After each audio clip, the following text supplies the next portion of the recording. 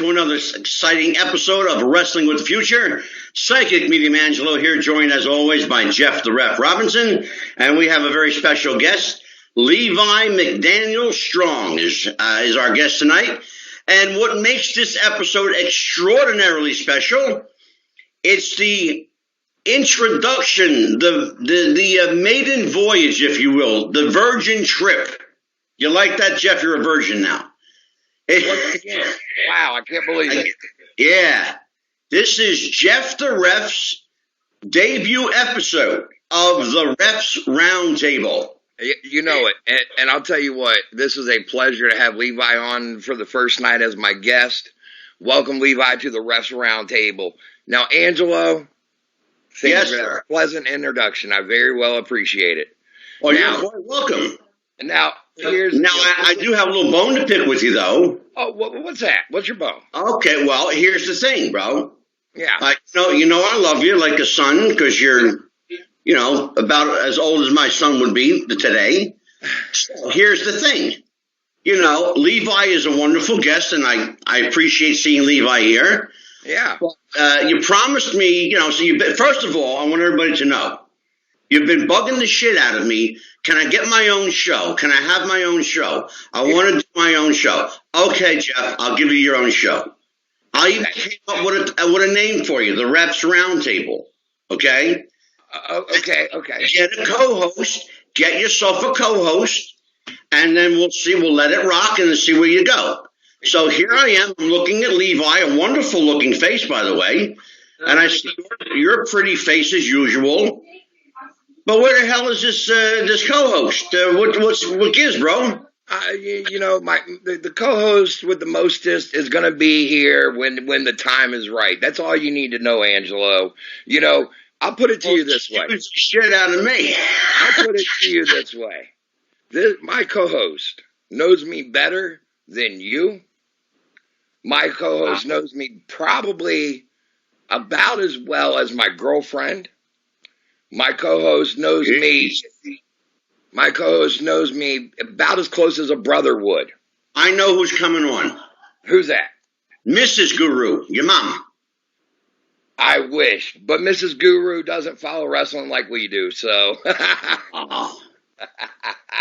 And neither does Papa Guru. Oh shit. Okay. So somebody that knows you as well or better than I do. Holy shit, that's saying something. I guess, well, we're all going to be surprised then, folks. So, Jeff, this is your gig. I'm going to sit back and just kind of like, where do you want to go with this thing? All right, you just take a seat back there, Angelo. I got this. I'm going to sit back, brother. I got my smokes and my coffee. I'm in good shape. All right. Well, Levi, how are you doing this evening? I'm good, man. It's a pleasure to be talking to you fellas. Definitely. It's a pleasure to have you here on the debut episode of the Refs Roundtable. Now, let me introduce everybody to you. Let me introduce everybody to you really quick.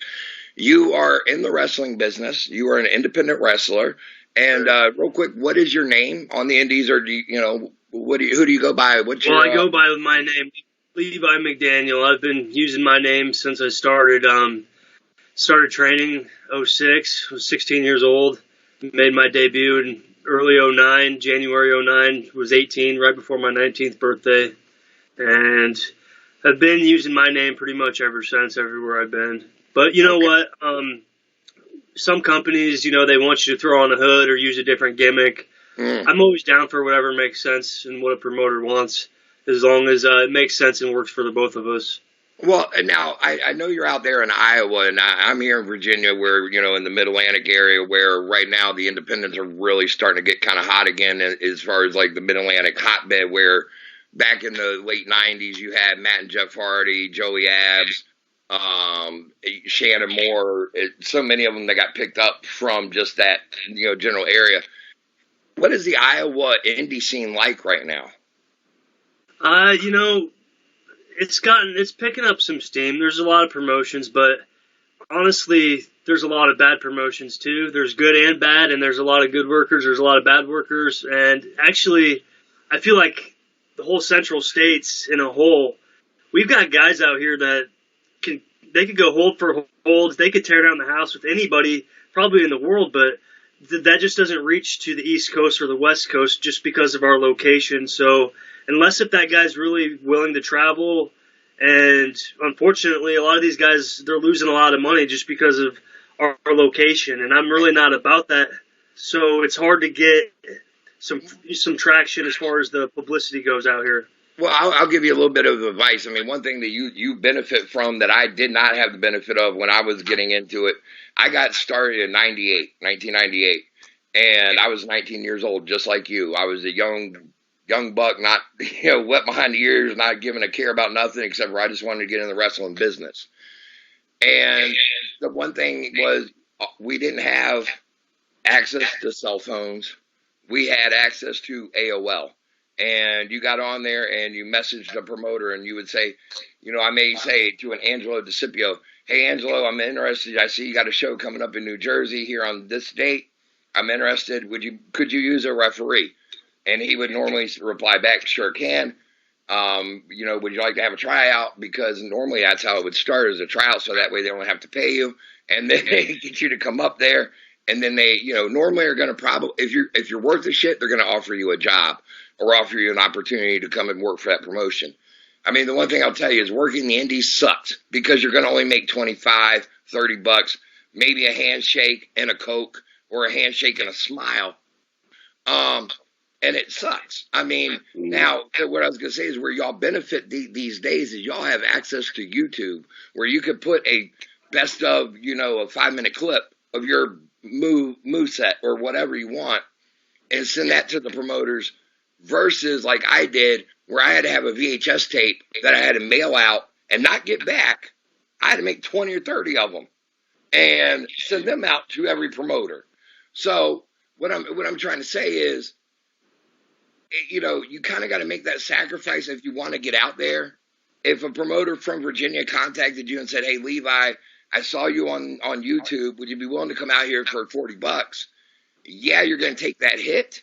You may want to say, can you at least give me a hotel for the night or a gas voucher, whatever. But I'm just trying, that's just my recommendation to you as somebody getting started there. Well, I understand. And let me tell you guys a little bit more about me so you can understand where I'm coming from too. I got you. So age 16, I figured out what independent wrestling was by some local promotions.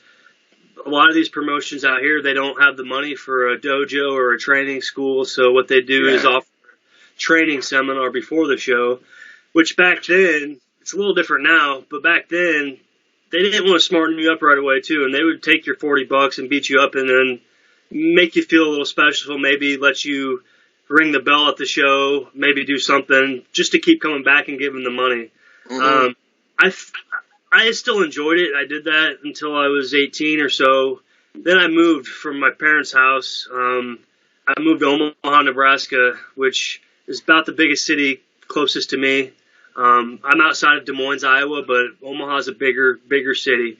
And, Iowa can't really count that well right now. That's right. But, back in the day, we had AWA from Minnesota. Yes, sir. That was the big territory. But out in Omaha, they also had the Central States, so they had the Harley Race, and they had that influence. So moving to Omaha, I thought would be a really good benefit for me.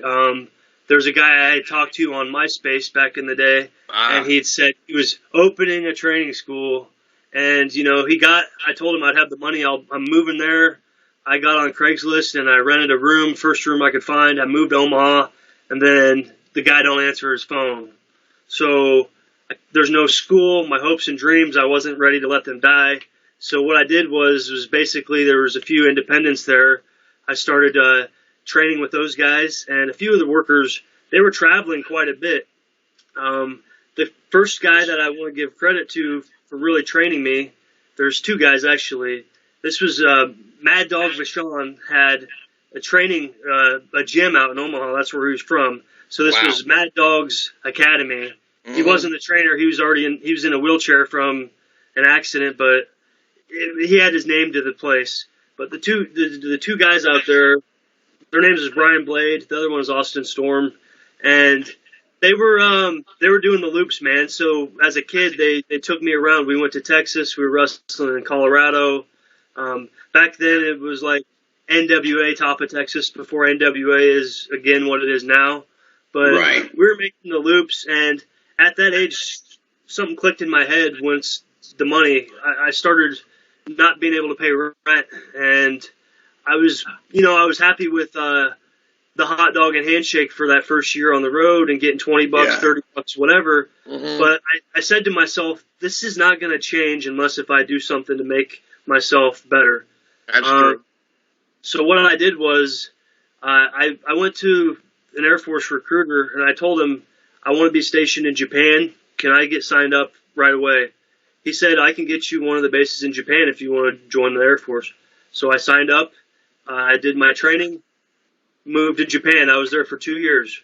Now, what you were saying earlier about sending out your tapes and stuff like that, first thing I did when I got to Japan, every single company in Japan, I emailed, they didn't reply. So I met a girl that spoke English and Japanese. I made her my girlfriend. I said, babe, you need to call these guys. You need to get me into this stuff. This is what I'm really into, whatever. So she kind of helped me out as far as making the professional calls for me. And Right.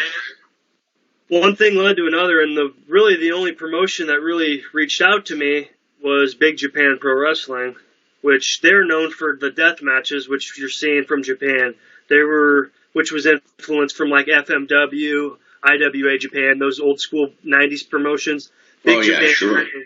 was more of the modern day, the death match, and it still is to this day. That's the bread and butter. So I go to the dojo there, and while serving in the Air Force, I'm training at the dojo there. Probably the hardest training, way harder than any of the training I had done here in America up until that point. And you guys still there? It kind of froze out on me. I'm sorry. Yeah, I'm here. It may be just the connection right now. So, Okay. can you hear me? Yeah. You want me to continue, or where we at? Yeah. You were in Japan. I'm enjoying this, man. Like, you really got me in. Well, so I'm in the dojo. The first day there, the great Kajika, he's basically the head dude of Big Japan. He was training these guys. He's an older gentleman. He might be in his 70s now. He was headbutting me, all these things we had to do, all these Hindu squats. I was embarrassed because my cardio wasn't up to them. You could not, no guys that I'd met up until that point from America would be able to hang with these guys. That's how good they were. Right. So anyways, I did my training there, and from there, I started working for other promotions, and I trained at some other schools while I was in Japan. You know what? I hate to interrupt this, but hang on. We got somebody. Hang on. We're good.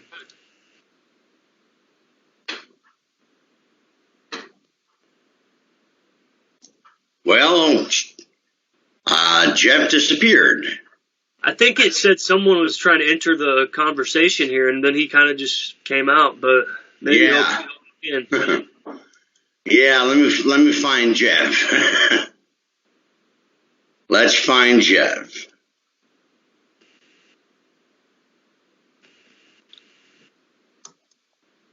Where did he go? Maybe he just said, "Screw this. This guy's boring. I'm out of here tonight, buddy."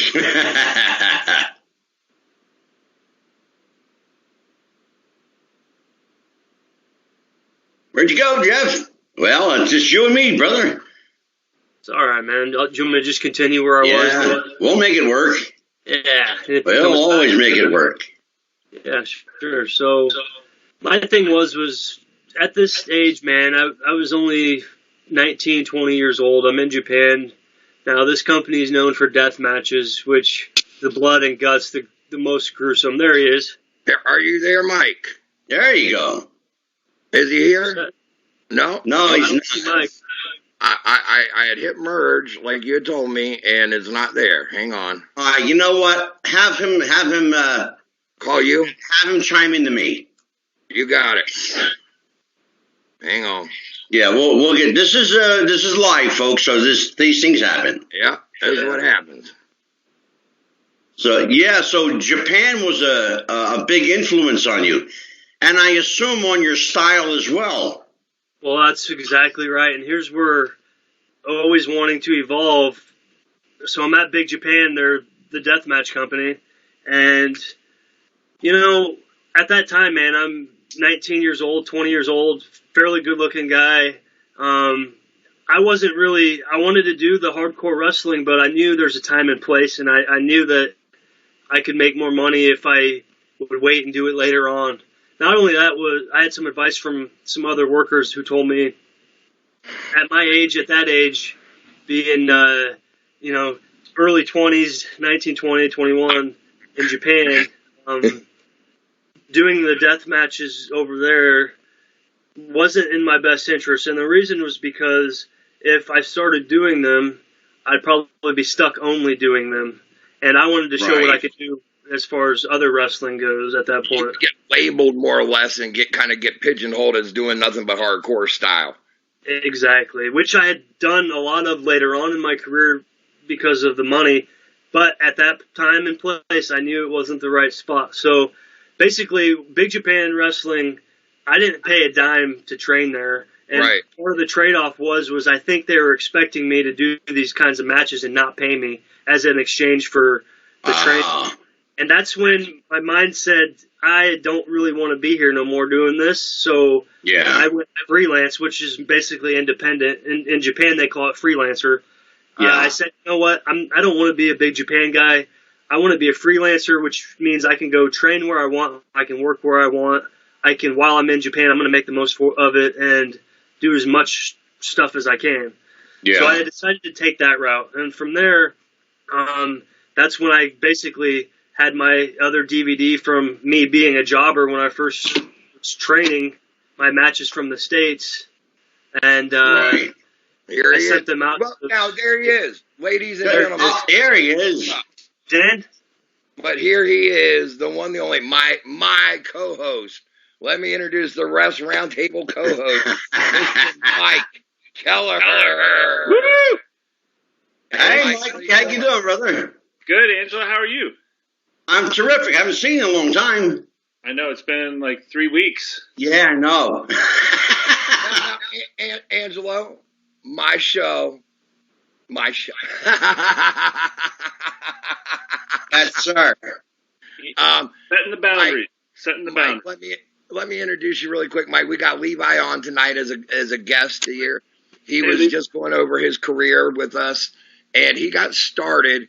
And from all indications, he was in Nebraska and decided that he was really wanting to make. He got tired of the handshake and a hot dog deal, and he decided to join the United States Air Force so he could get stationed in Japan so that he could learn how to wrestle over there and get them to teach him. Of all ways to get over to Japan, bravo, my friend.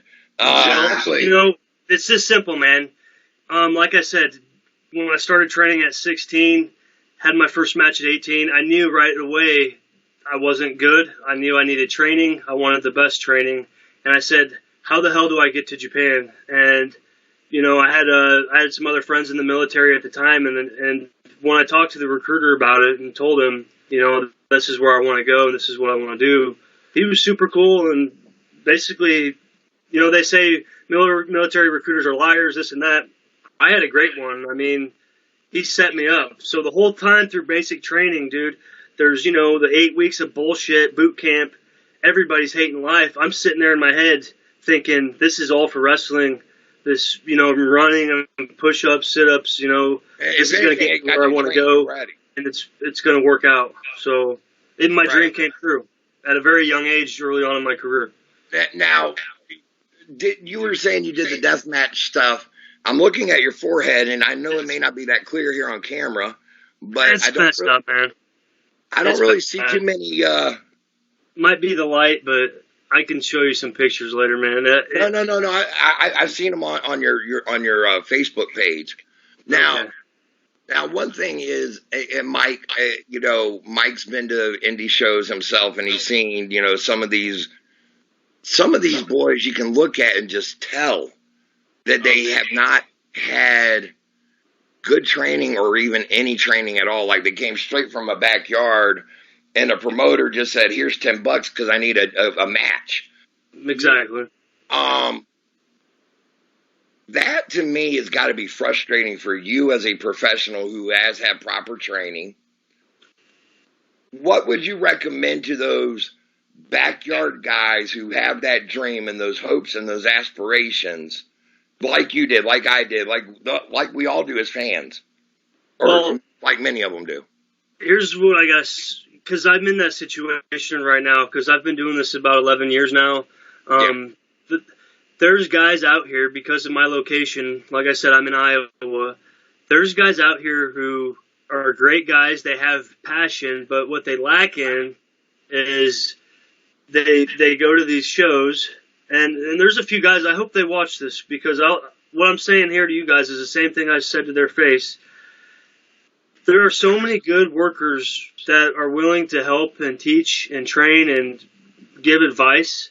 And if you're just so caught up in yourself that you don't take it, that's the frustrating part. For example, before the show, once the ring's set up, if they even help with that, which, that's what they should be doing, I'm usually around and willing to get in and try to help these guys. And there's a couple guys that I do like. And I said, hey, man, let me show you a few things. And instead of them taking that, they have no interest because they think they know everything. And then when they have their match, it sucks very bad. And they ask me how it was the match. I say the same thing every time. It sucked. You need training. And now I'm the asshole. But right. It's hard to tell a lot of these kids you need to get proper training. I mean, the one thing I would say is you've had training from you were over in Japan, you got trained in the dojo, you had training. You were also trained at Mad Dog Vachon's school. Look into I would recommend this for any of the kids out there that are wanting to get started. Look into the school that you are going to get trained by and see who all maybe that they've even put out there. Even if they're a name on the indies, they may not have made it to WWE or AEW or wherever. But if they're not putting anybody out, then all they're doing is just taking your money. I have a question. Go ahead, Andrew. I have a question and a statement, Jeff, if you don't mind. I just want to chime in real quick. No, go ahead. If you're going to make the commitment to be a professional wrestler, make the commitment to your training. And if that means moving out of state and getting a little apartment somewhere and a job to support your training, then do it. We have, it's well known. Jeff knows, Levi, I'm 10 minutes from the Monster Factory. Oh, we got kids all over the country that are flying to New Jersey every week just to get a tryout at the Monster Factory. The Monster Factory is responsible for helping train a young Matt Riddle and get Matt Riddle started or at least getting him from UFC, let me break your neck, to wrestling, I ain't going to break your neck, but I'm a damn sure looking sense while I do it. I'm going to make it look like I could break your neck. There you go. So, exactly. I mean, what now? I got a quick question for you, Levi. What do you make about all these apron bumps that these kids are taking these days? I think there's a time and place for everything, man. I really do. But the main thing is, man, is what most of these guys have lost is trying to do something that'll actually register with the fans.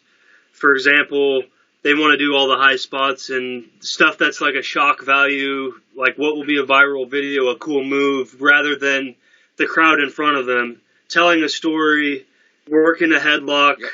Yep. The old school wrestling. That is so come and gone. And go ahead. Well, with that, it's just as a wrestler or as a professional, you can't fool anybody. Once you get in the ring and the match starts, if the guy across from you knows what he's doing or not. Usually right off the bat. As they say, you can tell by the lockup. I mean, just. Well, yeah. I was gonna say, case in point of what you're talking about going viral is you look at the video that went, wrestling viral this week, and that was a kid in the mall. It looked like it was a mall, in my opinion, who did the high body block from the second floor. What? Why would you do that in front of? Yeah. Why would you do this in front of 100 people? Tell me. Well, here's my opinion on this. I've seen the video. I mean, just as like if I wasn't in the wrestling and I just seen that video, that would be something you'd see like on Ridiculousness or one of those YouTube like holy shit videos. I thought holy shit, like anybody else. But I've never heard of that guy. I mean, I've never seen the kid. And what it really shows is this: there's guys out there who train hard, can work hard, who can actually wrestle, and they're putting in the hard time and work, and they're not going to get that exposure. And a guy can just jump off a building, and now he thinks he's famous, but it's famous for the wrong reasons, really. It's nothing based off his wrestling ability. What do you think about it, Mike? Real quick, what's your take on that one, Mike? Well, on that one, I mean, number one, I haven't seen the video. I really do want to see it just to be caught up. But like the thing I was going to ask Levi was, when you go to these shows and you're getting, your match lined up, beforehand, you may not have even ever met the person before most of the time, right? And then you're basically, I guess, putting your trust in the promoter who's putting the card together to give you somebody who can work with you, right? Right. And then so what happens when, you're expecting, A, B, C, D level, whatever it is. Let's say maybe you're the better wrestler, but you're an A and you're expecting a B or maybe a C plus, but then you get the D. Like what happens? Simple, man. This is really a simple answer for me, and I might sound like an asshole saying it, but I feel like if you're a really good worker, you can work with anybody, for one. But if I know right away that the guy, if the guy is someone who's not trained, I'm not going to let him do shit to me. I'm not going to leave my feet for him. I'm not going to, honestly, I'll chew him up and I'll spit him out. And if he tries fighting back, I'll work with him a little bit to try to tell a story. But if he's that bad, literally, you can see a few of my videos, I just will stomp a hole through him and then get out of there. And honestly, right or wrong, I don't know. I could probably have a better match if I was willing to work with some of these guys a little bit. But in reality, it's like, I'm not going to go out there and really, I don't respect people like that. So I'm not going to let them, fuck me up and throw me around, whatever they want to do, if I don't even respect them as a person because they're not even taking the time to go through training. Now, there are guys out there who have gone through training and they're still maybe not being very good, but I respect them because they put in the time and the effort. And those guys, I'll be willing to do whatever I can to make the match, make them look as good as I can. A lot of times I work as a heel, so as a heel, I could just stomp them into the dirt, and then I can just tell them, something very simple, like, just let them take over with a quick move or something, where I missed something, and let them get their little spot in that they want to do because there's a respect there. But if that respect ain't there, man, at this point, no, I'll chew them up and spit them out. And if the promoter doesn't want to book me for it, then I really don't care. Well, I was just worried, because that's your health. Your health and livelihood is at stake when you go into the ring with the wrong person. There you go. So that's so true. Mm-hmm. I mean, I don't think a lot of people think about that is the dance that takes place between the two wrestlers. Is you're literally trusting your life with that other wrestler, that they're not going to drop you on your head, and you got to hope that you got to hope and pray that they've had proper training. I mean, what Levi's talking about is it's even worse when it's a name that the promoter's brought in, and the promoter wants to put him in there with, Mr. Greenhorn Jones, who's my champion, to try to put my champion over, and the champion's only had 2 years of experience of 5 matches, and you're putting him in there with the name. I mean, geez. So what were you going to say there, Levi? I saw you getting ready to fight there. About the name thing, I don't know if you guys are real familiar with him, but Rock and Roll Buck Zumhofe from AWA back in the day here. He's in prison now for things we don't need to talk about. But yeah, before that, he ran a very carny promotion. Yeah, all that shit, about being a scumbag. He was convicted for inappropriate. I don't know if it was rape or what for his own daughter, shit like that. Bunch of bad shit. Yeah, shit people can look it up. But scumbag in that sense. To me, he treated me with respect and was the nicest guy. But people are different behind closed doors. Amen. That said, he ran a promotion, and it was a very carny promotion, basically midget wrestling, and he would do midgets. He'd have some women and himself as a name, and then it was like me as a normal guy, and there was usually some couple other guys, and they were fun shows because it was like very small towns in the Midwest, Iowa, Nebraska, Wisconsin, Minnesota, South Dakota, North Dakota. So a lot of shows. This is how he was making his living off of. But I learned a lot off those shows because we're working a different crowd every night. Yep. And it's small towns where these people, they're not the smart wrestling fans. You don't have to go out and kill yourself. And just like me, when I first started wrestling with him, I'd just gotten back from Japan. So my style was like I'm going to kill you, almost like a mixed martial arts style. Mm-hmm. But now I'm doing old school.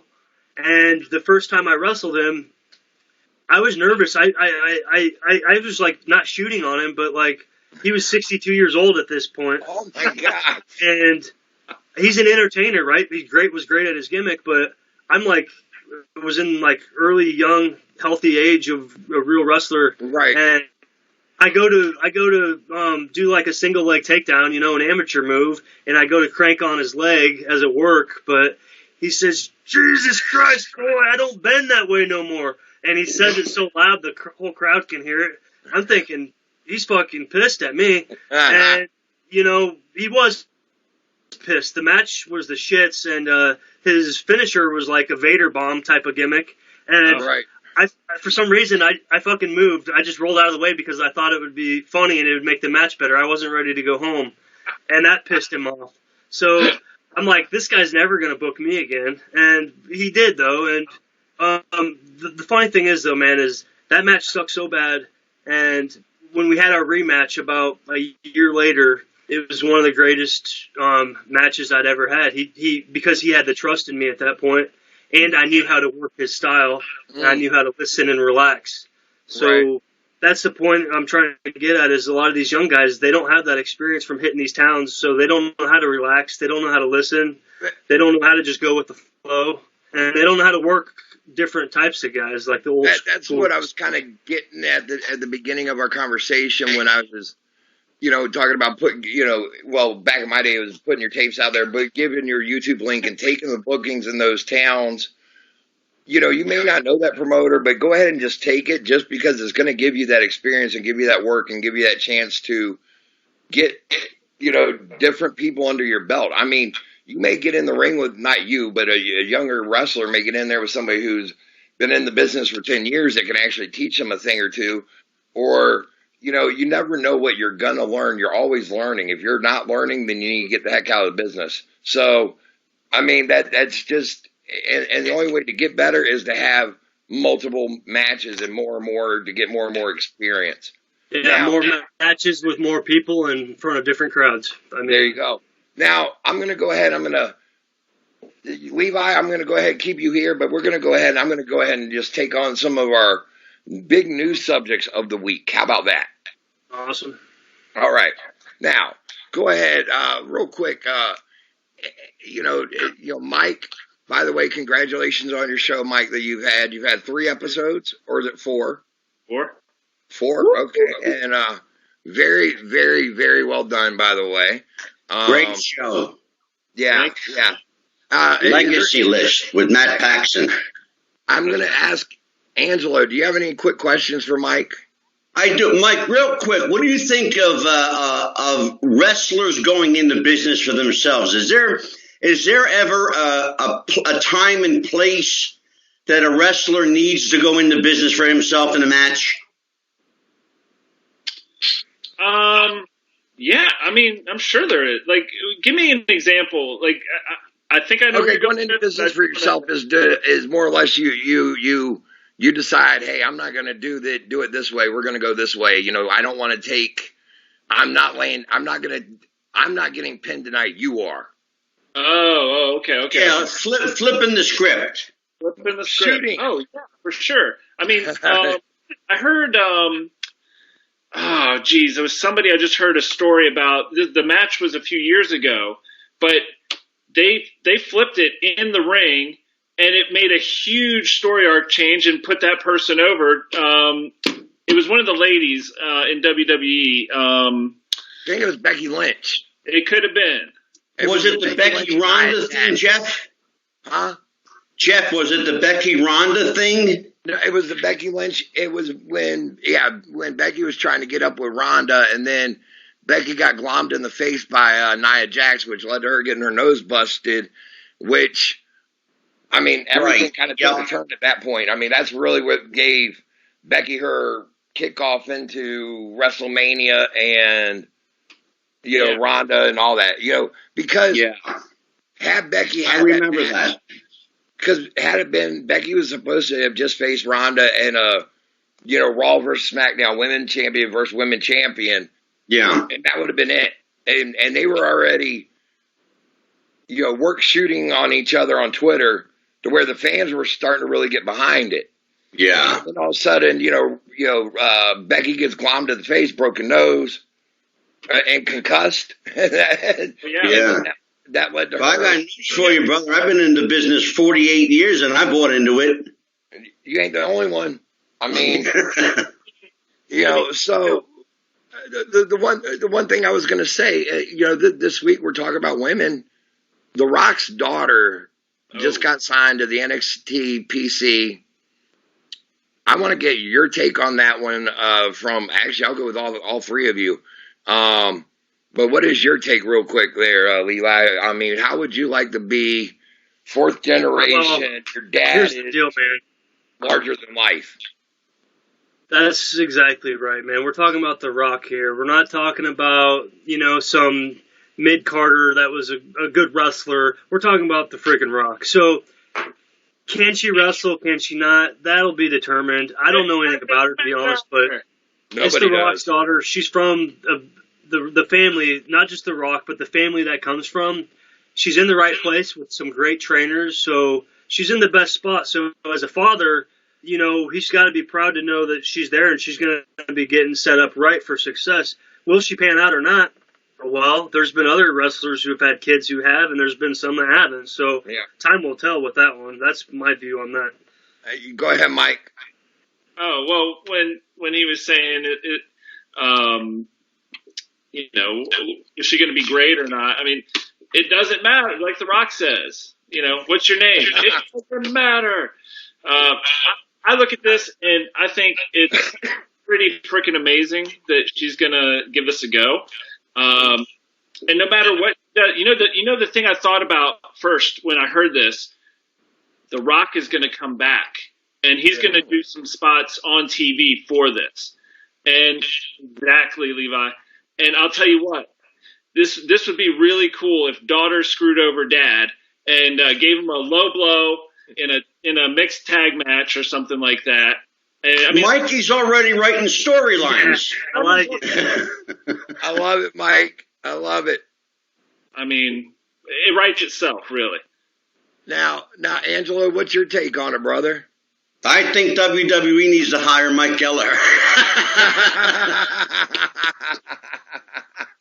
That's what I think. No, I'll tell you what, seriously, I don't see how she can fail, but I will tell you the enormous pressure on that young lady has got to be like a weight that no one else wants to bear.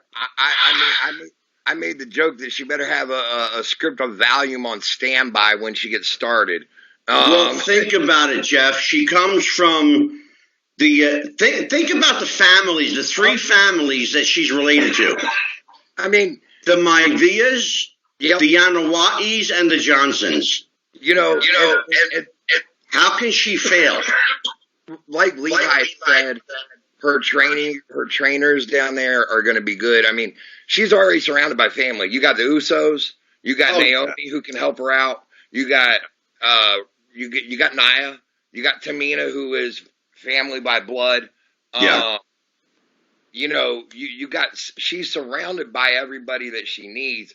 And honestly, if I were her, I would get a hold of Charlotte Flair and say, can I go on the road with you for 3 months for you to tell me what it's like to have that famous dad and teach me, train me, or teach me how to not fall under that pressure. Good call. That said too, man, it's like you said, the common people, the non-wrestling fans, people who don't pay attention to this shit, they know who The Rock is. They know who The Rock Johnson is. If I told my cousin who doesn't watch it, I said, hey, did you know The Rock's daughter is on WWE now? Oh, no. Well, yeah, check it out. Okay, well, people are going to check it out. Yep. Because The Rock is one of those guys that, I mean, one of the best of all time. So, it's a big deal. Yeah. I mean, when I read that, I was just like, holy shit. I mean, like, I thought it was huge. Now, here's something. Jeff, I have a question for you, Jeff, real quick. Go ahead. Since you are the guru here, and then maybe, you know what? All three of you, if you want, you can chime in on this. Does being The Rock's daughter help her or hinder her? Are there people on the card, on the roster, even at the NXT level, Jeff, that may resent her? For who her daughter is? There's no doubt in my mind that she is going to come under the same scrutiny that Charlotte Flair has, as far as you're only getting because of who your dad is. You're only here because of who your dad is. You're only getting the push because of who your dad is. You only got the title because of who your dad is. I think that is going to be the pressure that she comes under, and that she's got to rise above. If she can rise above that pressure and look at them and basically go, I'm my own person. I'm not The Rock. I am Simone Johnson. She's gonna be golden. I mean, you look at Charlotte. Once Charlotte came into her own when she got on the main roster, it took her about a year. But once she did, holy shit. I mean, that girl like really just trailblazed. What do you think, Levi? Do you think it's going to be hard on her to be The Rock's daughter? Do you think she's going to have that pressure? You know, I'm not real familiar with the system down there, so I think that, like, as far as like the trainers, the staff, the people behind the scenes, they're going to be open arms, loving to her. So now the other wrestlers, especially women, we know how women can be. Oh yeah. You know, I feel like they're going to, you know, they might, if they don't like her, they might be jealous. It might be simple-minded jealousies they might have towards her. There's going to be pressure on her, no doubt, 100%. And the fans are going to put a lot of pressure on her too. Like Angela was saying, you know, people are going to want to. The people who don't get it, they're going to expect her to, like, in a week from now, be the champion, and they're going to expect her to be this or that. The people who don't get it, the smart people will understand. They're going to be looking at her to have her dad's charisma, and that man's charisma was once in a lifetime, I think, as far as on the wrestling level. I don't think it can be matched. Mike, what do you think? How big do you think the pressure is going to be on her? I think it's good, but you know what? She's been living with one of the biggest celebrities on the planet her whole Very life. True. So this isn't anything new. I think that's true. I think if anything, it's going to help her. And I think, she is going to get, like, you know, they're going to treat her with kid gloves down at the training center, the performance center. That's fine. And, you know, Levi, I want to take one exception with what you said about, jealousy. It doesn't matter, men or women. If you're a wrestler and you see somebody else getting a push, you're going to be jealous. I mean, I think naturally jealousy is not confined to one group or another. But I think she is going to have to deal with some of that. And I honestly think she is going to. I mean, I've seen her dad do the movies, the interviews, everything. Some of his career, I'm sure. And so I think she's going to kill it. I think if she wants to do this, and she really is going to do this for herself, for the right reasons, because this is the career she wants to have, sky's the limit.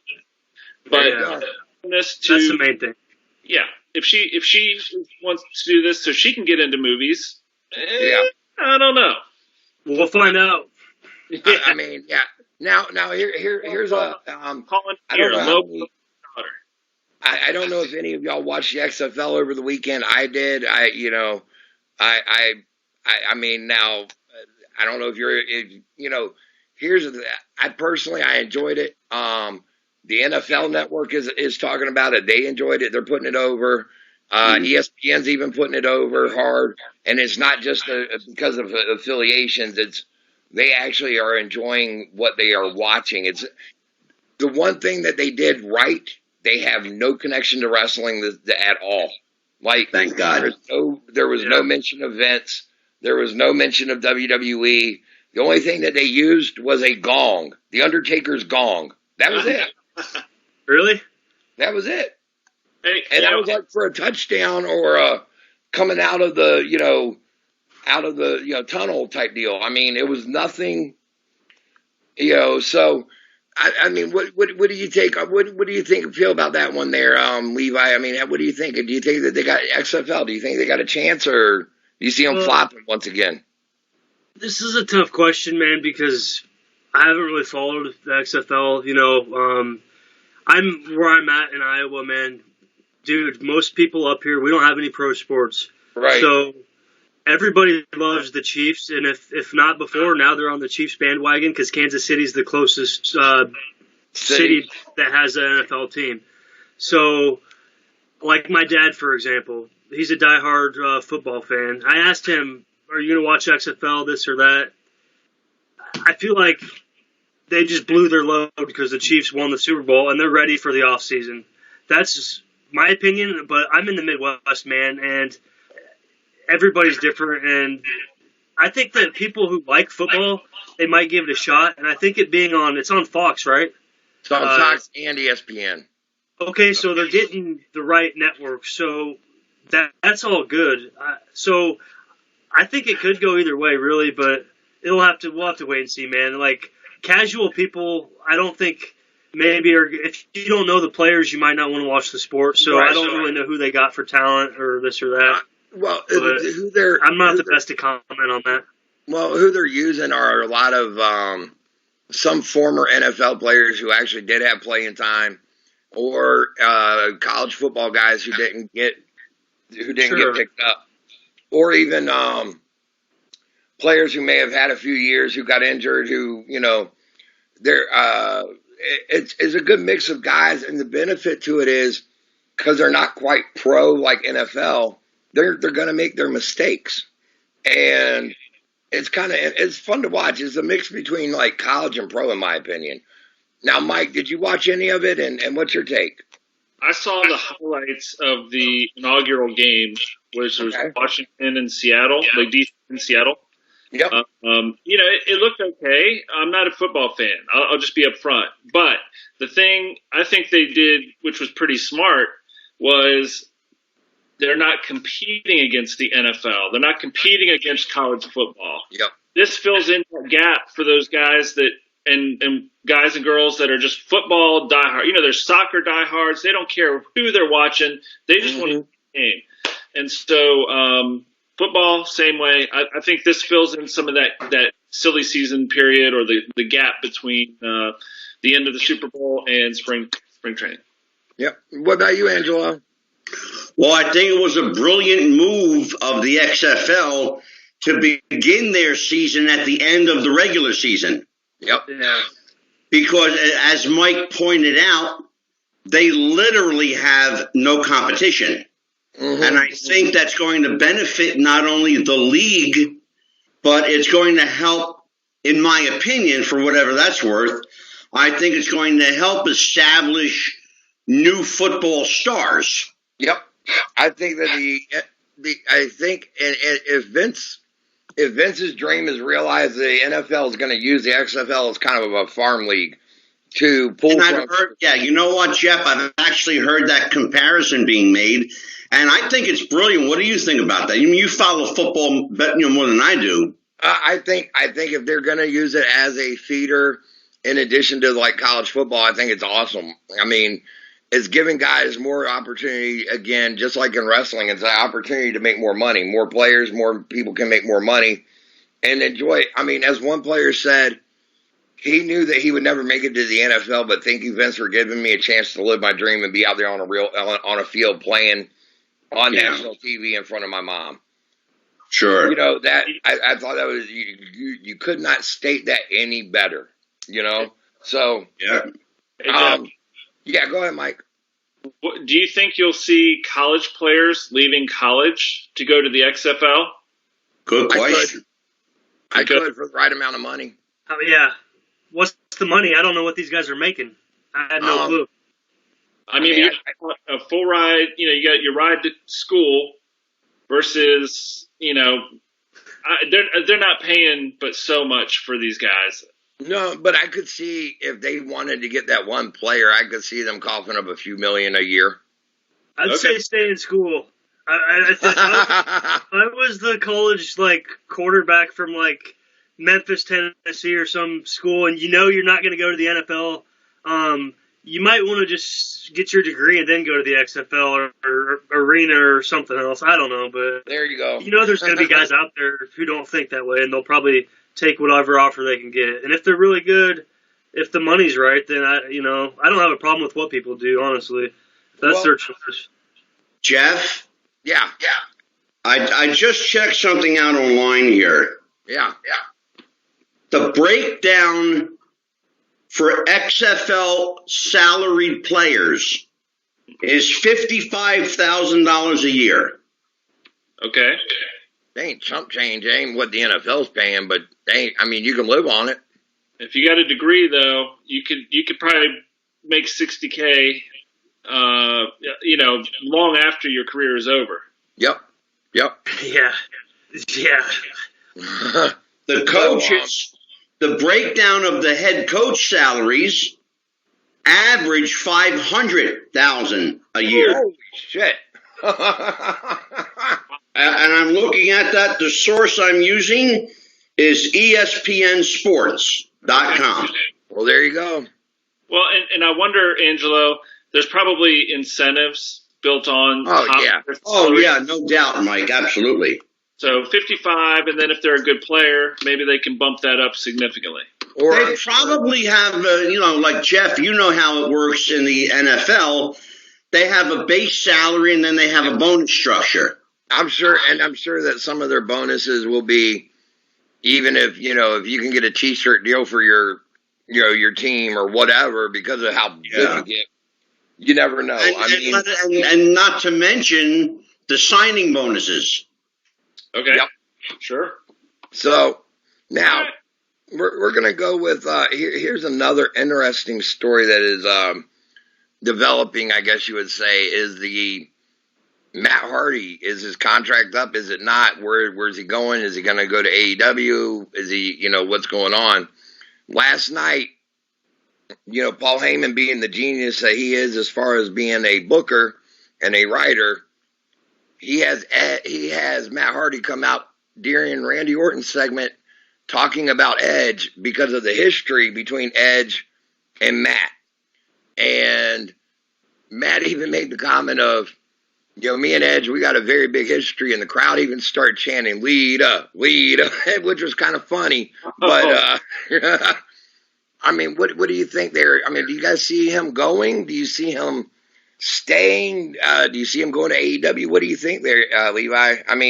We all know that Matt is a worker, and he loves to work the internet. Well, yeah, that's what you just said is key, because I'd read something online today about this where he said and I don't know, you might have to confirm it. It's just what I read. Something about him tweeting out goodbye or something like that, which was teasing at maybe leaving WWE. Then apparently there's an AEW gimmick where they had the mask or something, and the Dark World Order. And apparently they said your goodbye is our hello is what they tweeted. So there was a tease that he could be. However, he could be working it. and he's friends with everybody in both promotions. Oh, so sure. Who knows? Real quick on what you're even talking about. The thing is right now when you have both promotions and you got workers that are friends with everybody in both promotions, Twitter's the one thing that neither company has control of on these guys. And they can go out there and they can and they know how to work the internet to get that buzz going for their buddy. And lastly, before Mike chimes in here, I want to say, what's really left in WWE for Matt Hardy? Do they have? I mean, with the talent they've got and the young guys, nothing. Where do they have it? Where do they have him in the fold? Maybe these are the things he's thinking about that could sway his decision on jumping over. Maybe not. I don't know. Personally, I actually think that they may be getting ready to dump him off of TV for a couple months and bring him back with Bray. Yeah, I don't know. Because that's an interesting take. They've been having him, like during his YouTube video promos, he's been like on a phone and he goes, "Is he there with you?" and things like that. Like, because the Fiend is like Bray's. Yeah. He'll say he's here and think anyway. So, What about you, Mike? What do you think about Matt Hardy? Do you think he's going to stay, go, should he, whatever? Dude, I'll tell you what, man. I need to see him retire. No, I mean, like the guy, he can, like, you watch how he walks and runs and takes and stuff. Like, he's shot. I want him to be happy long after he steps out of the ring and healthy. And I think he's already beyond that point to a certain degree. But I really, I love the delete, and the, that whole era of Matt Hardy was great. I just have a really hard time cheering for him and, all the fans wanting him to come back when he's just hurting himself more and more and just putting more miles on his body that he shouldn't. So I hope he doesn't go anywhere. I hope he goes home, just makes videos and has fun, and maybe a manager. How about a manager? Or even a behind the scenes agent like Shane. No, you're saying no, Mike, no agent. No, I'm cool with anything that doesn't have him taking bumps and getting hurt in the ring. Because all he wants to see him do is a ladder match or something stupid. Exactly. And he's so far beyond that. And so I just, for his sake and his family's sake, I want him to exit now. Well, good take there, Mike. Now, to quote Tom Cruise in Jerry Maguire, show me the money. Hey, yeah, that's what it's all about right there. That's what it's going to come down to. If they offer him, Jeff, and I'd like your opinion on this, since it's your show. Shut up, Mike. It is. This is Jeff. He fell off his chair. Look at the whole idea. I think Mike is absolutely right. Matt's body is broken down. It is.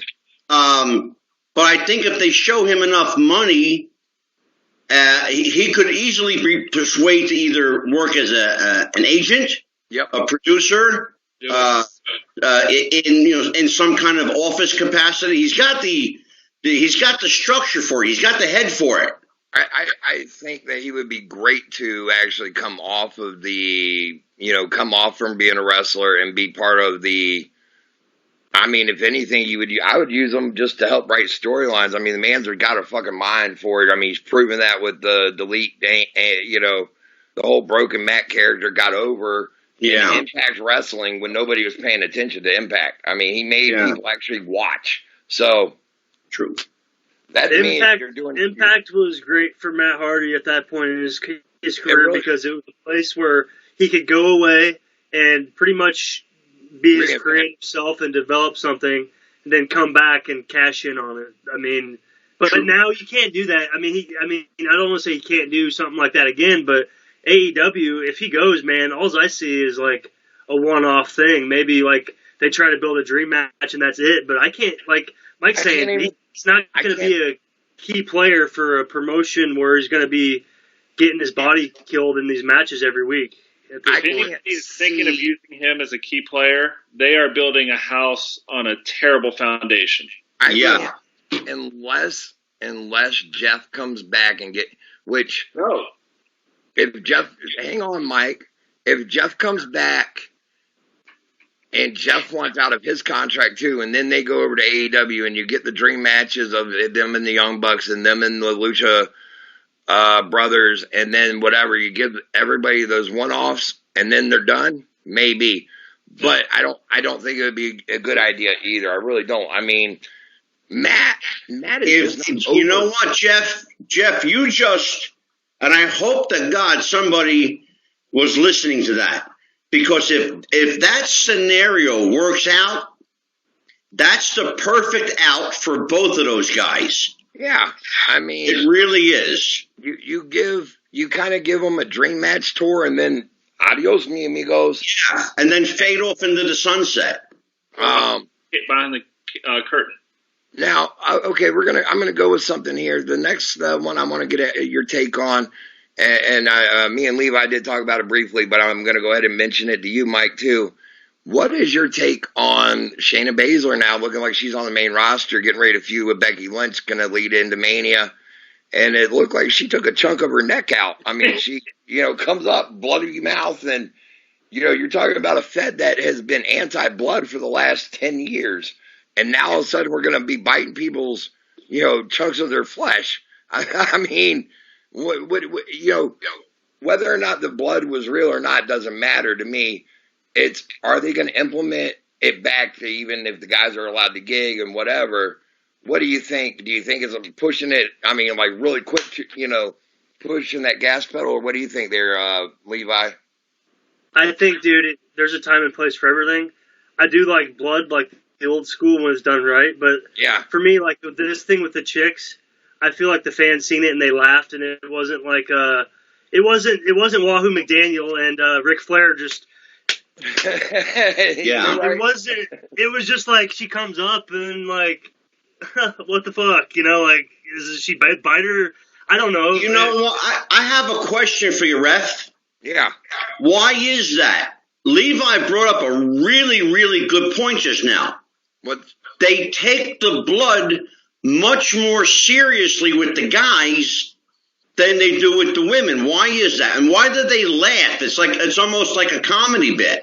I think the fans laughed at it this time because of the way that the gifs that came out and the memes that came out with Baszler with that mouth of blood looking like a vampiress or whatever you want to call her. Well, and that's why I asked you before we went on the air. I said, what's the deal with the vampire gimmick? Yeah. Because I thought they were going there. I didn't know what was... I think that's the fans going there, and they are assuming that's where Paul Heyman's going. But if you know Paul Heyman, that isn't where he's going. He just did that for shock and all of. You don't see a female ever do that. You could see a man doing that to another man. You don't see a female doing that to another female. And right. And not to mention, you did have Becky Lynch. They get in on her. They had the cameras to where they, mic'd up to where they could hear her, and she's going, "That bitch bit me. That bitch bit me. That bitch bit me," over and over again to reiterate how bad it was, and she's sitting there thriving around and holding her neck. And now, to WWE and Becky Lynch's credit, today, she's out doing press coverage with her neck bandaged up to keep the gimmick real. Well, you know what? And Mike, you chime in right after me, Mikey. Yeah. I think they did it well, Jeff, and here's why I say that. For the first time, they did not infuse a sexual element to it. Yep. You know what I mean? Yeah, go ahead, Mike. Well, here's my take. I saw this, and I didn't see all of Raw last night, but I did see this, and that was insane. Okay, but part of me was like, number one, why is it on the back of her neck? Like, I can understand to a point why it was on the back of the neck, but this is going to be like your neck to a wrestler. How many holds and how many moves disrupt or manipulate your neck? Everything. So if a true chunk was, munched off of her neck, she's probably, we're talking about skin grafts, we're talking about stitches, we're talking about all kinds of things in real life, not in wrestling life. But I'm just saying, so she's got a bandage now, but how long is she going to have to sell this before she can come back and be, like she can't come back next week and somebody accidentally rips off the bandage and, they see that it's all just a work. I think that they'll be careful to make sure that whenever they do it, they're going to make it to where if they rip it off, there's something there to where it looks. Like it's one thing if you pretend to break somebody's hand or arm and you put a cast on it. No, you're right. No, you're right. It'll be interesting to see how they take it, and where they go with it here in the next, where this storyline takes us down that rabbit hole, as I like to say. Where are we going to go with it? I mean, I think it's going to be. Thing. The female Mike Tyson thing is it's a weird angle. I'm curious to see where it goes. Yeah. Mike Tyson. I like how you put that, Mike. That's a good one. Now, what is Mike? Do you have any news stories that you saw this week that you would like to? Absolutely. So one of the big ones that I saw. I mean, it wasn't like big for everybody because it wasn't dealing with any wrestler in particular, but Amazon is supposedly trying to get the streaming rights to WWE programming. And then there was, sort of like this follow-up comment about then that would open the door for Amazon to buy WWE. And I think that's just total BS. I could see them selling some of the streaming rights. But, what do you have you guys heard this yet? I've heard about it. I have. There are some legs to it. Amazon made a play for WWE about 7 years ago. And if you remember that now, Jeff, I know you remember that. I do. They made a play about 7 years ago. Certainly, Amazon has the money. Certainly, they have the means and the resources to make it happen. In my opinion, and Jeff, I mean, this is your call on this, but in my opinion, I don't think that WWE needs to sell that badly to anybody right now. I think they're still in good financial shape.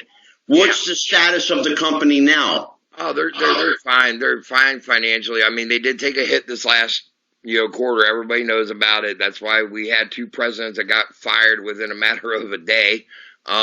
But hey, you know what? Fire me for a $15 million severance package. Fire me for a $12 million severance package. Fire me all day long. I will get fired. I will stand in line, tell you to kick me in the ass on my way out the door for $15 or $12 million. I'm sorry. Fire me. I'm already fired. Okay?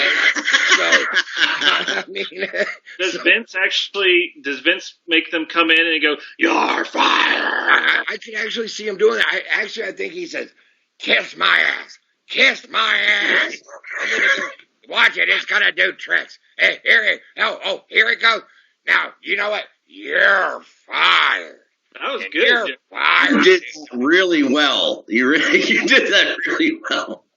And then all of a sudden, the ghost of Dusty goes, "Listen here, baby, y'all got nothing to worry about. All you got to do is call my boy Cody up, and he will give you a job over there at AEW. Carving in living color, if you will." Now you understand what I'm talking about. Now you see, we're going here, we're going there, we're going everywhere, but they're going to be on the edge of a lightning bolt. Levi, I want you to know something, Levi. Jeff did that Dusty impression for Baby Doll to her face. And I popped the shit out of it. And it's huge.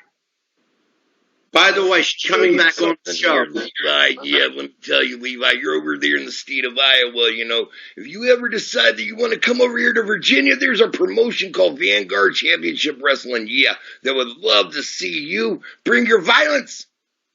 All right, man. So, go ahead. The thing I thought about with that whole article was, okay, they get some of the streaming rights. That helps WWE reach more people because people have Amazon Prime and they get the video and all that stuff. A couple of things popped into my head. Number one, I never expect to see WWE being sold. And that's because you think about, this is Vince's baby from his dad. This is, all right, and then you take Vince out, then you've got Stephanie and Shane, and then, oh, by the way, Triple H. Like, those guys, they will never sell this thing. It's never going to happen. It will never be sold. I said that before. Yeah. I mean, the day that they sell will be the day that Vince McMahon gets put 6 feet into the ground, and then even then he's going to come back fighting to keep the company around. Get an urn, raise him up. I don't see. I mean, Amazon may get streaming rights. They may even get WrestleMania this year. I could see Amazon Prime making a bid for that. I really could. Yeah. I mean, that you think about this. You put WrestleMania on Amazon Prime and you charge everybody $69.99. Holy shit! Now you're making money. Go ahead. Yeah, what do you think, Levi? Well, it used to be $9.99. Now it's $10.99 for a WWE Network. So that's a whole other side of the argument. You know, I think too. Okay, we asked ourselves why would WWE even want to sell, but the big question is why would Amazon really want to buy the WWE? Other than this, I get what Mike's saying. That's really the proprietary value in the streaming is really the only thing about them that they could see where they're going to make a profit. Otherwise, I mean, Amazon's probably that's a huge company. If you had that money and you're like behind that and you wanted to invest your money, I would think there'd be something else you'd want to invest in rather than WWE. Unless if there's streaming, buying the whole company and not knowing anything about wrestling and trying to they have how many shows each week, you know, making that all run smooth. I don't see that happening. Yeah, go ahead. What were you going to say there, Ange? Okay. There's only 2 reasons why Amazon would buy WWE. The streaming rights, and even if they knew nothing about wrestling, there's one thing WWE has that Amazon would benefit from greatly: the video library. I was going to say that too, the content. Yeah. Content. That's it. But I mean, here's my question to Mike and Levi. I already know your answer, Angela. You ain't even got to chime in on this one because I already know what you'd say. But us as wrestling fans who have probably, I don't know if you still watch it, Levi, you know, like the WrestleMania. WrestleMania is a staple for me. It always has been, always will be. Would you be willing to sink $70 to an Amazon Prime if all of a sudden that's where it was? Me, no. You see fans doing it. No, because, you know, you can almost watch stuff for free anywhere if you really want to. I don't think that's the way to go in this day and age, but maybe that's their play. Maybe there's another play, like buying so much of the shares to where they're the main owner, but they let these McMahons and Triple H still run the company, but they were making more money off of it. Something like that, maybe. But I think it has to come down with the content more than anything, which isn't a bad thing for fans as long as the prices aren't like outrageous. If you're a fan, you're gonna more than likely watch it. I mean, proof positive, fans will pay anything for wrestling fans. Depending on how high your fandom goes, you're willing to pay for anything. And I mean, you know, even if it's going to a wrestling show and you're willing to plunk down $500 by the end of the day because you got an autographs and pictures and everything that you got to do. I mean, to some fans it's worth it. Other ones are going, what the hell? Why would you spend $500 to go meet a bunch of guys that, you know? To me, if I have $500 to spend, it would be worth it. To Angelo, who has $500, who may not, who's looking at it going, you could do a lot more with $500 than going to a wrestling. Well, Jeff, I mean, think about something. They'll spend $500 buying a replica belt. There you go. That's my point. I mean, like, wait, are you talking about the indie workers? The indie workers or the fans here? Well, I think indie workers are fans. With the belts is what I'm getting. Exactly. I got you on that one. Mike, is there any other news stories that you saw out there this week? Let's see. I had some notes. I'm just looking here. I really kind of combined. I was kind of shocked. I didn't realize that the WWE Network was going up in price, and I saw my bill come in the other day, and I really only watch the network for the pay-per-views, and so it's still a really good value. But they're struggling, I think, on the network and trying to figure out whether it's going to be something that lasts for another year or two, or something that's going to be around for a lot longer. And I started doing some digging today on what caused the price change, and it looks like they're going to change up some of the content and some of the shows and everything. It'll be interesting to see how it pans out, but that's where I'm at on news this week. I'd love to chime in on what you guys thought. Well, the price of the network went up. I can tell you that, because subscribership. Well, the price went up because subscribership went down, but not by much. It was enough to make the price go up. No. What Mike's saying is correct. They did add new content to it. They did add, and they have been saying that they're going to add more content, more old school content for us old school fans like me and Levi and Mike and Angelo. It's. I'm all for it. The problem is, and I think a lot of fans that those of us that want to see that old school stuff in their library, is we don't think about the hours that they got to put in to get those old tapes ready to be put out there on a streaming site. Yeah. You got to think, for a 1 hour program from 1985 where everybody came out with music, you got to scrub that music and put something else over it. That's a big expense, Ref. If you got them, somebody maybe saying a comment, you got to make sure that certain comments don't get across. There's all kinds of crap now that they got to be careful of that they didn't, maybe even when they first started the network, that they didn't need to worry about. But even if they're still over 2 million and something subscribers. That's what they're at. That's what they've always maintained. 2 million? It's like a little over 2 million, or it was. Maybe I'm wrong. That's what I'll find out right now. They're bringing in, about 2.1, 2.2 million. 20.1 or $20.2 million every month. Wow. Which you look at it and you're like, okay, what can that get me? Right. But I will say this, like, the streaming has gotten a lot better from when they started. So, yes. They did make a lot of improvements there. Go ahead, Angelo. 1.1 million subscribers. Oof. Wow. According to Forbes. And when was that listed, Angelo? The date is July 25th, 19. So that was last year, 2000. Yeah, that could be pretty accurate. Summer of last year, Jeff. Yeah, that's pretty accurate then. It says down 8.4%. Wow. Okay, here was a big one that something that came out, and I just read it, actually, a news story too. They've announced WrestleMania is going to be in LA next year, Hollywood as they're calling it. And Roman Reigns has teased a match with The Rock. What do you think, Levi? What do you think, Mike?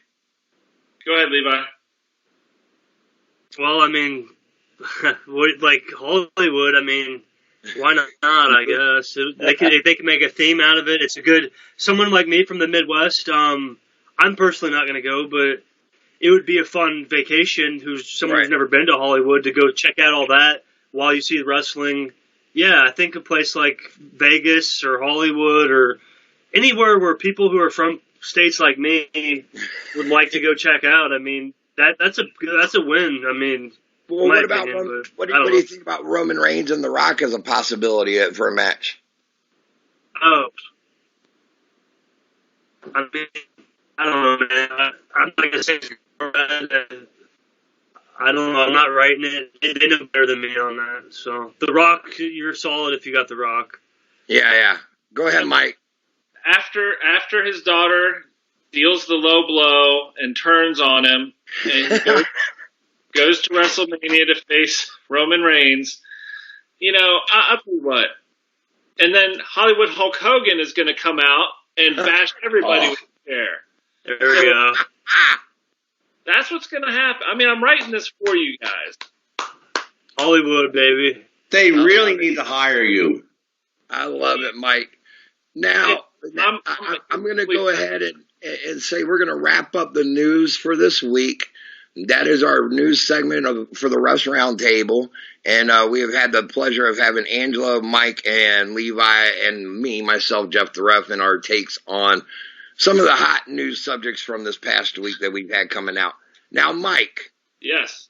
I don't know how many, this is a brand new show, and if people, there were quite a few actually listeners that listened to our show where you were on, me and Angelo's Wrestling with the Future podcast. Yes. I will let the fans really, listeners know, me and Mike, we go back to third grade, wasn't it? Yeah. Right around there. Met each other and playing rec league soccer, and me and him, we hit it off. And, then our moms, both being single moms, it kind of worked out to where it was, hey, I got something to do this weekend. Do you mind watching my kid? And vice versa. And next thing you know is you got two best friends that had a lifelong friendship. Now, here's a segment that we're going to go with. This is going to be 3 questions or memories that Mike has with me. So we're going to go ahead. I know, Levi, you may or may not enjoy this. If you want to tune out, that's fine. But if you do want to stay in, go for it, brother. All right. Go ahead, Mike. All right. So, like Jeff said, we've known each other forever. And one of the biggest memories that it just kind of popped into my head the other day was Jeff was one of the first people, actually the first person that I knew in my small circle of, schoolmates and friends who knew the names of the real names of the wrestlers. Okay. So one day we're riding the bus and he's talking about Terry Bollea. And I'm like, who the hell is that? And he said, that's the Hulkster. That's Hulk Hogan. And I said, it was like an earth shattering, mind bending moment. To 7 and whatever, I thought Hogan was Hulk Hogan. And, so, you think about before the internet and before, a lot of the conveniences that fans have today, Jeff somehow found this information out. And then, so this first one, I want to talk about, how did you find stuff out? Was it in the magazines or where was it? Some of it was in not the PWIs, not the Pro Wrestling Illustrateds, or not the After mags as they are so now called, but it would come from some of the old, the Wrestling Main Event or Wrestling Eye, where they would put Hulk Hogan, and then in parentheses they would put Terry Bollea or Terry Bulba. They used to call him Terry Bulba for some reason, or various other names. So that was one way that I knew. Another one was back then there was a National Enquirer article that came out, and it was like a 4-page article where they went into what the wrestlers, who they were, what their real names were, and how they weren't really these characters that they portrayed. They were like, Sergeant Slaughter's real name is blah, blah, blah, blah. And you know what? He was never really a sergeant in the U.S. Army. I mean, it was like, holy shit. So that's really where I obtained a lot of my knowledge, is just reading magazines that weren't kayfabed per se, and the National Enquirer of all places. Hey, well, I just got to say, because, it definitely was a more innocent time. Okay. Yeah. We were, all we knew was what we saw on TV or read in a magazine or somebody told us. And 30 years ago, you didn't have access to an internet that could break everything down. And then even in an encyclopedia, you could look up Hulk Hogan's name and you may see a picture, and that was it. So Wikipedia? I mean, hello. Yeah. But so, I remember that this is kind of another memory that kind of piggybacks off that one. It was a time where, hell, I thought The Undertaker was dead, and he was scary as hell. Yep. And I thought the Russians, Nikita and Ivan, I thought they were really Russians. And, you know, you could go down the list of characters who worked in angles so well that it was You believed them. yeah, it was unthinkable to doubt them. They made us believe. They made us believe. What about Abdul the Butcher? Abdul the Butcher from Windsor, Ontario, Canada. You know, that one's the one that blew my mind as a kid. No kid. And then when you hear Abby talk for the first time and he sounds like Mike Tyson, that's even more mind blowing. He's not from Sudan, right? Or Nikita Koloff goes, "You know something? Let me tell you something here. Oh, you stupid Americans!" And then he talks and he goes, "Hey, how are you doing? I'm Nikita Koloff from Minnesota. I'm Scott Simpson." So, fuck. Now, okay, go ahead, Mikey. What's another one? You know, I had another memory of Jeff because, you know, it's like the universe was really, like, he was tuned into wrestling in his core, okay? And somehow or another, wrestling found him. And one of the ways wrestling found him was his mom worked at CBS, still works. Did she retire yet? She retired. She had to retire last year due to health reasons, but yeah. Yep. Okay. So, and wrestlers would come to the studio to be on the show. And Jeff would get out of school, and I'd be like, "Where are you going, Jeff?" "Oh, nowhere." And then I find out later, "Oh, I just met the Von Erichs, or I just met whoever." And I'm like, "Hey, what about, you know, hey, you know, can you bring me for once in a while?" That I'll tell this because I have shared it on Wrestling with the Future with a couple of people, and I know it's one of Angela's favorite stories, and I'll share it here tonight with so Levi can hear it too. What it was, my mom did work. She worked at Regent University or CBN, as many people knew it, or the Family Channel 700 Club with Pat Robertson. She didn't work with Pat himself, but she worked with the university. But anyway, she knew people over there where they filmed the 700 Club, and she would find out, you know, they would call her up because they all knew. I mean, my mom, I guess it was, you know, being a proud mom when people would say, "What's your son into?" "Oh, my son's into wrestling." And then they would say, "Oh," and anytime anything to do with wrestling came up, they would call her. Well, they called her up. They said, you know, the Von Erichs were coming in for a 700 Club. And my mom worked for, at the time, a program called Sing, Spell, Read, and Write, which was a spelling program and reading and writing program to help kids and adults learn how to read and write. And she was part of that, and they were also using the Von Erichs to shoot a commercial. Well, one of the guys that was in her office came to her and he said, "Hey, can I use Jeff to help me write this commercial so I can get the guys plugged into the right spots?" "What the hell are you talking about? I've never written a commercial. I'm only 12. So I go over there, I sit down with them, and I look over the script, and I'm like, "No, Carrie needs to say this. Kevin needs to be the one that says this. Nope, Carrie needs to be." Anyway, I helped kind of produce, or whatever you want to call it, how the script needed to be written. And the guys said, "Okay, here's the deal. We're going to be shooting the 700 Club with Pat Robertson, the special one. You know, we're going to be doing one during the daytime with no guests in the audience other than you and your son. Y'all are it, other than the crew that are there. Oh, by the way, your son has to be quiet." 12 years old, and you're telling me I'm getting ready to meet wrestlers who I've never met a day in my life. I see these guys every day on ESPN. And I'm getting ready to meet them, and I got to be quiet? No. Take to the green room ahead of time so that I don't totally lose my stuff. And then they bring me back out. We sit down. They come out. I about squeal like a little schoolgirl. And my mom's going, Jeff, calm it down. Calm down. Anyway, they shoot the show, shoot the commercial. They come over. They introduce themselves to me. They treat me like I'm family. Fritz says, "Hey, do you want to get some pictures with me and all the family?" "Sure, climb up in my lap, kid." I got to sit in Fritz von Erich's lap at the age of 12 and get a picture with him and Doris and Chris and Kevin and Carrie. You can't beat it. I mean, 12 years old, I had chills, and I still do, butterflies, going up and down. It was,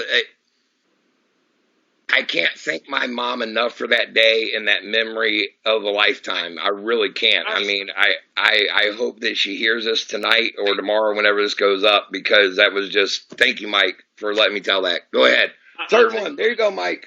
I believe there was probably a conversation with your mom beforehand, which I've heard her give you several times. Now, Jeff, you have to be good in order to go to the whatever it was. Yep. And there was many times where Jeff would skirt the line of whether or not he was going to be able to get the payoff at the end. I was a natural heel. Yes, he was. But you know what? He was one of my best friends. So, Even when we would have our matches in the house, I was always the heel. I'd rake your eyes or thumb you in the eye or whatever I needed to do to get the win. I mean, and keep in mind, when me and Mike would have a match in the house, we didn't know to call it in the ring, brother. We didn't know about a finish. We didn't flip a coin even. We were straight shooting on each other, except for if we were like, I'm going to put you in a figure 4, okay? You lay there. Yeah. Mike, can I get you to tell Levi the story about how Jeff emptied his cup of ice at the Norfolk Scope? That's rumor and innuendo. Oh, Jeff, let me just qualify this. There's no physical proof other than the eyewitness testimony of maybe perhaps inebriated wrestling fans in Norfolk, Virginia. So I qualified that, Ref. Yeah, there you go. Thank you. Go ahead, Mike. You can tell this one. Yeah, so Jeff and I were at the Scope in Norfolk, Virginia, which is a good mid-size arena. I mean, they had a lot of ABA basketball games and concerts and, a lot of, I think they even had monster trucks every once in a while and other things. Yeah. So it was a good sized place, but it seats 10,000. It seats at 10 to 12. So Jeff and I would get tickets to some of the like NWA or I don't think it was WCW. I think it was NWA. No, we went to a lot of WCW shows. Okay. And so we went this one time, and it may have been like Great American Bash or something. But either way, we went to the Scope for this card. And look, we're sitting there. Ric Flair comes out, and he had major heat. I mean, it was like fire in that place. He was just working the crowd so hard. And I forgot, was it Barry Windham that he was wrestling? I think so. That night it may have been. It was either Barry Windham or Sting. Okay, either way, I mean, come on. How hard is it to get heat when you're fighting one of those guys? And here in Norfolk, to get heat for Ric Flair was actually really good. I mean, for him to get heat in Norfolk was saying something. So go ahead, Mike. Yeah, that's his backyard, essentially. I mean, yeah. So we're sitting there, and Flair does something that he didn't get the ref's permission for, and supposedly, and then some ice goes flying out of the cup. They should have put a lid or something on the cup to keep it, more secure. That's right. The ice, it just flew into the ring, and may or may not have made contact with Mr. Flair, and then they actually stopped the match, and they made an announcement, and they said, do not throw objects into the ring. If we see you, we will or escort you out, something like that. So there may have been a few more pieces thrown after that, but it was very, very cleverly done. And it was crazy. I have one that I will share, and it is a non-wrestling one, but it's a memory of mine. There was a young lady who me and Mike both had our eyes on. Oh, no. Her name was Lisa. We will not despair or give her last name. However, the two young third grade boys, she was quite the good-looking female, and we decided the best way to decide who could go after her attention, we would have a Nerf basketball game on Mike's porch to decide who could. Oh my God. I had forgotten about that. Oh my gosh. Anyway. So who won? I believe it may have been me, and then it later became evident that she really wanted Mike, and then it was, but I won the game. But there was some dirty plays in there. So I know nothing about raking eyes whenever you would go for a shot. I know nothing about that, or trying to clip a knee. There was nothing involved. Now, on our next show, I'm going to tell everybody about the time that Mike and me basically got catfished by a female. Everybody, it has been my pleasure tonight on the debut episode of the REFS Roundtable. It has been a ton of fun. Thank you guys for tuning in. Now, let me tell everyone, you can hear me here at REFS Roundtable. It is going to be on the Wrestling with the Future, under the Wrestling with the Future, everywhere you can find Wrestling with the Future, on Podbean and Spotify and Stitcher and Apple and iTunes and all of it. Hit that like button. Give us a ton of downloads. And because you know what? Jeff, your show, Jeff, is going to drop every Tuesday night at 11 p.m. Every Tuesday.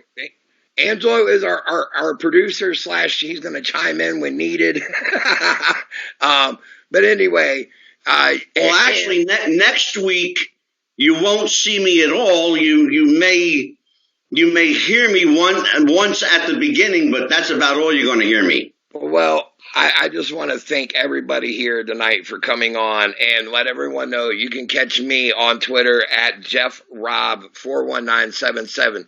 And real quick, for those of you fans who thought that I was done with Wrestling with the Future, who thought I was done being Angelo's co-host on Wrestling with the Future, you can kiss my ass, because I ain't going nowhere, because the REFS Roundtable's here, and I'm still with Angelo on Wrestling with the Future. Now, absolutely. Now let me thank everybody for joining me. Levi, thank you so much for coming on tonight. It has been a pleasure to have you on the debut episode. Thank you, brother. And Mike. Thanks, man. And I had a lot of fun with you, man. I appreciate it, man. I would love to have you come on again, because you got a lot of good takes on where the business is today and where it needs to go, basically. So I think that me and you could do another deep dive on that one, ourselves on that. Mike, thank you so much for joining me as my co-host tonight. I really appreciate it. It's going to be a lot of fun as we go down this road together. I'm looking forward to it. And Mike, plug your show, Mike. Yeah, I was getting ready to say, Mike, go ahead, give your okay. show. You can catch me on a TV show on PBS called Legacy List with Matt Paxton. Check your local listings. There's 6 episodes. It's airing all over the country. So if you can't find it, come look us up on Facebook or Instagram. But I really appreciate the opportunity to be here with you guys tonight. You guys are awesome. And Levi, I want to talk to you some more, because maybe you did it before I got on or whatever, but like we kind of glossed over the whole 18-year-old going to Japan. Yeah, man. I think we were touching on it, man. But yeah man, we can talk, man. Whatever. You can catch up on the next episode if you want, Mike. Yeah. I was geeking out on that, and I can't wait to hear more. So look forward to catching up with you. Because real quick, Mike has been over to Asia a couple times already, done a couple tours himself with his wife. His wife is Korean, correct, Yeah. Mike? Yeah. Right. And so they've been over there a few different times. Now, Levi, do you got social media that you would like to plug? Twitter, Facebook? I've got a personal website. It's LeviMcDaniel.com, and if you go on there, pretty much, if you're a fan watching this, you might not have ever heard of me. I mean, I get it, especially if you're not from the Central States. So if you're interested in me, check it out there, LeviMcDaniel.com. I've got links on there, like my biography's up there, all the information about my wrestling career, as well as like match links to YouTube, that sort of thing. So just check out that site, and yeah, everything is on there. So, and like I said, I appreciate being on here. It's fun. I gotta say something really quick, Levi. God bless you for not riding on the coattails of Wahoo's last name. Well, you know what, man? There's like a long line where I'm connected to him, the family, actually, but I don't. Wow. I never wanted to claim it in wrestling, so I want to be my own person. My grandfather is actually like the second or third cousin of the family. So my family's from down in southern Kansas. He was from part of Oklahoma, but I've never met the dude. I don't know anybody of the family, so. Like, I grew up, my grandpa would say that he was, like, his cousin, but even him was not, like, super close. So I wanted to be my own guy, and I even thought about changing my name, but I don't have the appearance, man. I don't look native, so there's no real – I wouldn't want to do that type of gimmick anyways. So, but, yeah, I love Wahoo, man. Wahoo's cool, man. Brutal, old-school wrestler. That's what I like. I actually did I got shot by Wahoo one good time, and I thought I shot fire out of my butt. So, anyway, everyone, my name is Jeff the Ref, and this has been the Refs Roundtable. Thank you guys so much for joining us. We'll see you next week. All right. Bye, everyone. Well done, Jeff. Good job. Good job. Let everybody know it's going to be a busy week with Wrestling with the Future. We got a couple of real heavy weeks coming up. Yes, this sir. week, we've got, we got NWA referee Fred Richards, along with Jeff the Ref, and Jim Robbins, referee from the Midwest territory. And I got a funny story to tell Mr. Fred that night. Oh, yeah, he's going to love that one. Next week, former WWE WWF star, former American Gladiator Rico Constantino will be with us. On Wednesday of next week, it's Ladies' Night. Princess Victoria, Velvet McIntyre, KC Carlisle, and maybe a surprise from a Glow Girl. Whoa. Maybe a surprise from a Glow Girl. Also next week, the founder of RF Video, Ring of Honor, and an ECW alumni, Rob Feinstein, will be here. Next Saturday, Pam Allen, the daughter of Gordon Soley, will be with us. Oh. We've got Ron Starr, a rising independent wrestler. And kicking off March, we've got a star-studded lineup. Evan Ginsberg and Bill Pierce, a former WWE, WWF enhancement talent, also part of Simply Splendid. Great tag team. We've got, who else do we have here? It's going to be a busy week. Gee whiz. Cowboy Johnny Mantell on March the 12th. We've got Barbara Goodish on the 24th, Bruiser Brody's wife. That's going to be a good one. That'll be good. J.J. McGuire will be with us on March the 26th, and he will be joined by Conway Twitty's daughter, Kathy Twitty, very dear friend of mine.